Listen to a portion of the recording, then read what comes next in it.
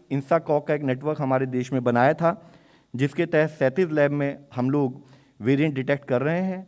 यहाँ हम आपसे ये बताना चाहेंगे कि पिछले कुछ माह से, अप्रैल से, देश में जो डोमिनेंट म्यूटेशन हमने देखी है वह डेल्टा वेरिएंट और AY सबलिनेज जो डेल्टा का वेरिएंट है वही है।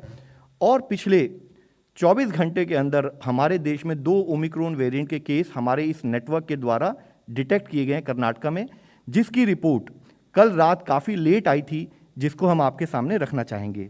और वह जो 2 केस हैं उनके बारे में हम बताना चाहेंगे कि उसमें से एक केस 66 साल के एक मेल हैं, दूसरा केस 46 साल के एक मेल हैं।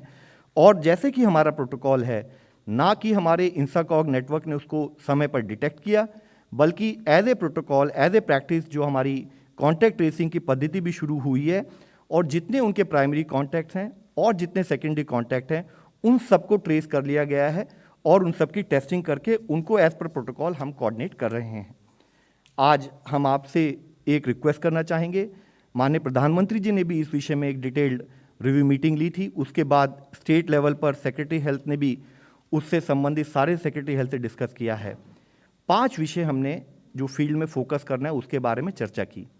उसमें सबसे मुख्य विषय है इंटरनेशनल ट्रैवलर्स के बारे में, जिसमें हमने कहा है कि सारे सैंपल उनके टेस्ट हों, चाहे वो एट रिस्क कंट्री से हों, चाहे वह दूसरे देशों से हों।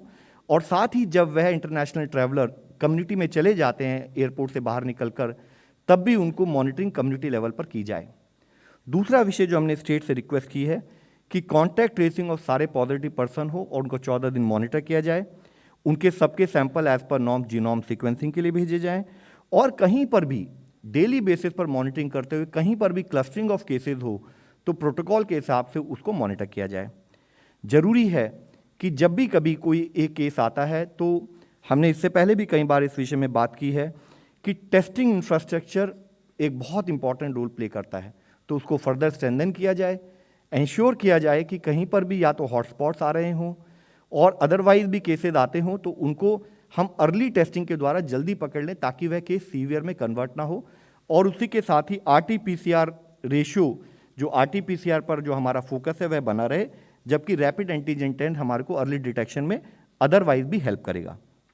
इसके साथ ही हमारे लिए ज़रूरी है कि हम कंटिन्यूड बेसिस पर देश की हेल्थ इंफ्रास्ट्रक्चर को अपग्रेड करते रहें, और इसके लिए चाहे वे ICU हों, चाहे ऑक्सीजन बेड हों, चाहे वेंटिलेटर हों, और जैसे कि ECRP-2 यानी कि इमरजेंसी कोविड रिस्पांस पैकेज 2 के तहत 23,000 करोड़ रुपए जैसे सैंक्शन हुए थे, और जिसके तहत पिछले कुछ महीनों से देश का हेल्थ इंफ्रास्ट्रक्चर फर्दर अपग्रेड किया जा रहा है स्टेट से रिक्वेस्ट करते हुए, तो उस इंफ्रास्ट्रक्चर का कार्य कंप्लीट किया जाए।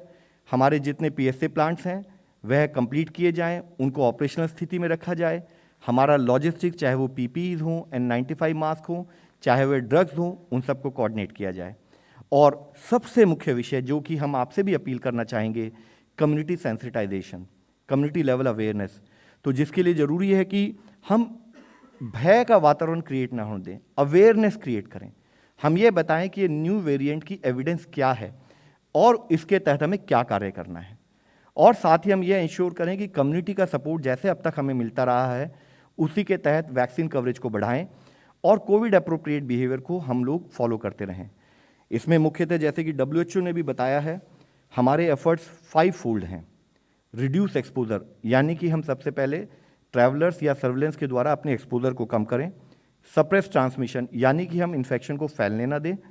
साथ ही हम अपने वल्नरेबल कम्युनिटी के लोगों को कंटिन्यूस बेसिस पर ध्यान रखें, और क्लिनिकल मैनेजमेंट प्रोटोकॉल और हेल्थ इंफ्रास्ट्रक्चर पर फोकस बनाते हुए मॉर्टेलिटी को रिड्यूस करें।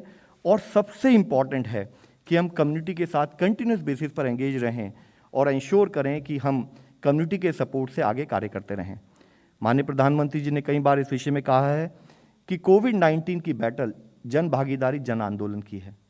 हमारे लिए ज़रूरी है, जब हम पिछले ऑलमोस्ट 2 साल से इस बीमारी से लड़ रहे हैं, इस पेंडेमिक से लड़ रहे हैं, इस महामारी से लड़ रहे हैं, तो कोविड अप्रोप्रिएट बिहेवियर को हम अपनी लाइफ में एक नए नॉर्मल के रूप में इस्तेमाल करें।